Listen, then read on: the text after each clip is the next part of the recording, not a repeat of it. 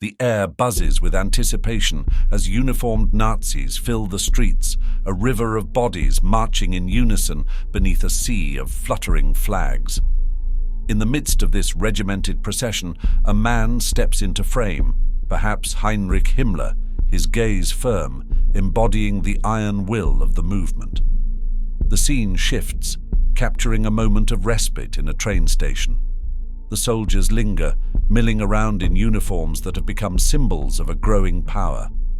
Some glance at the camera, faces hardened, though a hint of humanity flickers in their expressions as they stand between duties. Aboard the train, the view from the window offers a brief reprieve. The countryside sweeps by, a reminder of the landscapes that anchor Germany's heritage.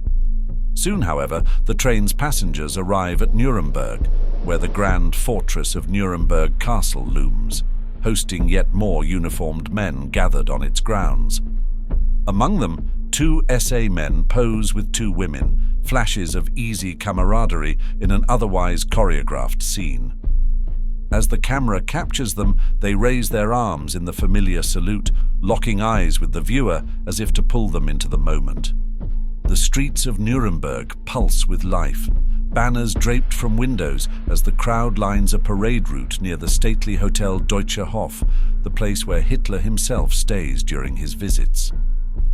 The lens hovers on the hotel, imbuing it with an almost mythical reverence, before moving on as a Graf Zeppelin glides overhead, a looming symbol of the state's prowess. On the parade ground, men of various ranks and uniforms assemble, a visual testament to the breadth of the Nazi organization.